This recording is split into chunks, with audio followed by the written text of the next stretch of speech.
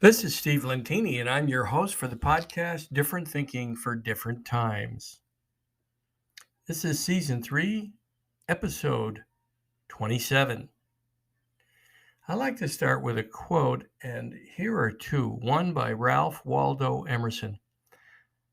A man is what he thinks about all day long.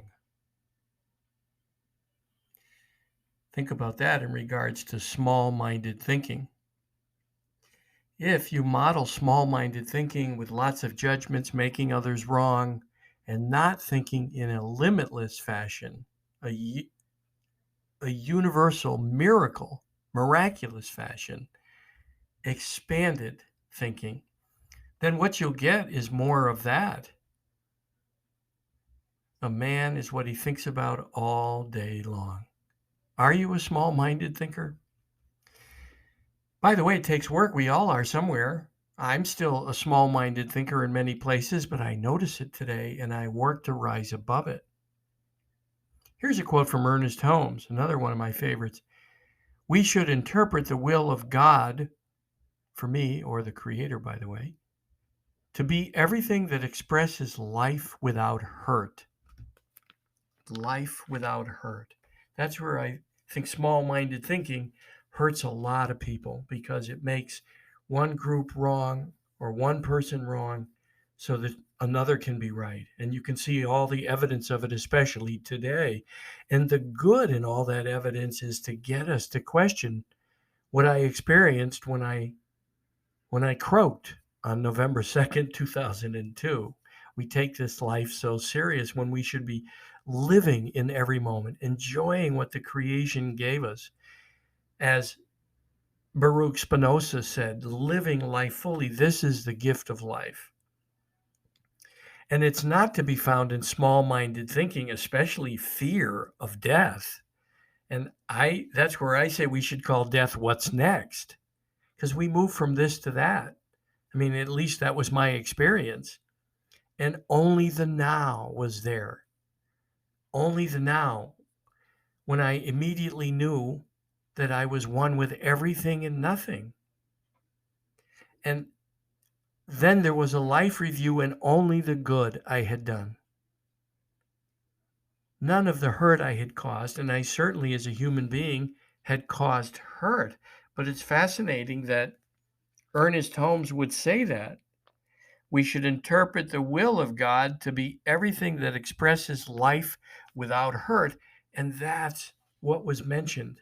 All the things, all the good I had done, all the lives I had touched, from the simplest to the greatest, from buying a sandwich or dropping money in a box, or helping others move, or helping someone across the street, or helping my children and my mother and father and everyone in my family. All those moments flashed before me. Whether it was family, friends, or strangers, it didn't matter. Only the good I had done. And see, that takes infinite thinking to embrace that, because so many religions, of course, all they do is talk about sin. Many talk about being the one religion. And I was going to be a Catholic priest until I was a teenager and realized the wonder of living life, enjoying the presence of women in the physical world. Of course, there's all kinds of opposites, male and female, night and day, up and down, right and wrong, political views that are different, sexual preferences that are different. We have so many different ways of living a journey, and our job here is to overcome judging how someone else chooses to live their journey. It's none of my business. I suggest it's none of yours. But you have to prove that to yourself.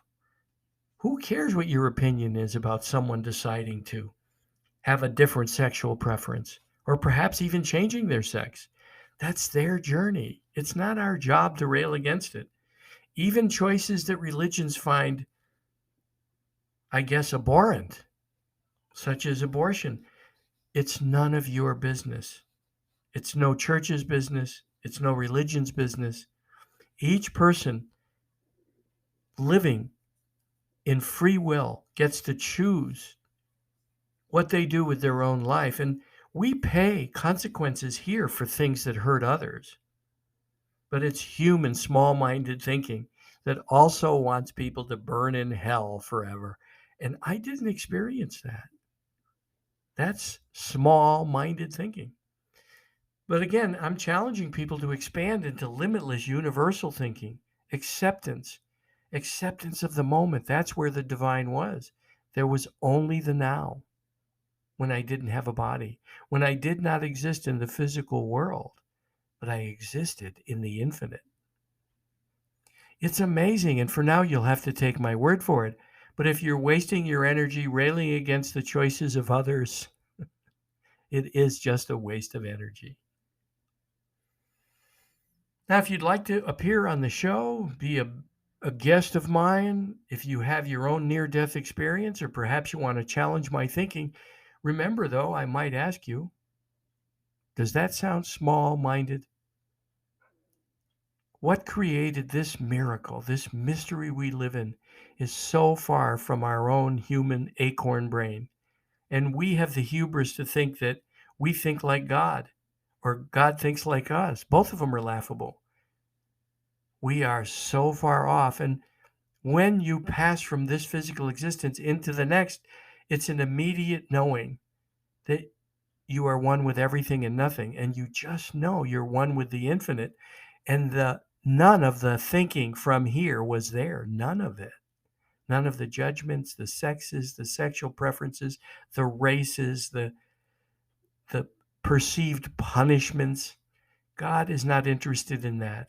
We were born in a cause and effect world to live the consequences of all our decisions. Live a life without hurt.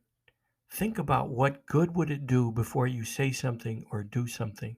Just pause.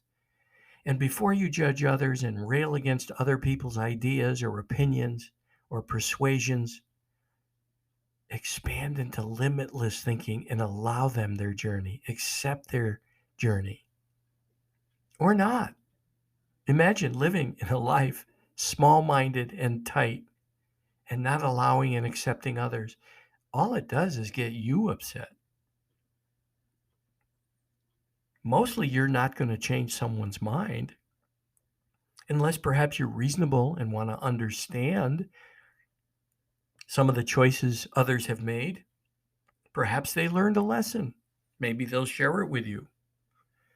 But this is a wondrous journey, an amazing miracle that we live in, suspended on a marble, maybe even a grain of sand in terms of size in relation to this miracle we live in called the universe.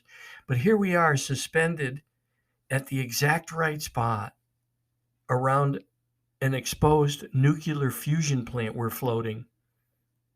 It's the exact right spot for life to occur. And there's a rock that floats around us that affects our tides. Besides the images of the Hubble, that enough should prove to you the amazing mystery and miracle that we live in. And just to be grateful and in the moment and notice that whatever comes your way is actually the divine, because that's all there is. And what's next is the moment. So embrace the moment. Leave behind all your judgments. I think often of what Eckhart Tolle says. Some people think reality is nuts. Surrender into the moment. Embrace it. Perhaps you ask, what is the divine trying to teach me with this? What can I do differently? How can I act without hurt? What good would this do? How can I change? Maybe that's what you do, looking at life as feedback as opposed to something to get angry about. Even and especially those that bug you, the people that bother you, that think differently than you, they're just there from the divine to get you to accept and expand into the same thinking that created this miracle. But you have to prove it all to yourself.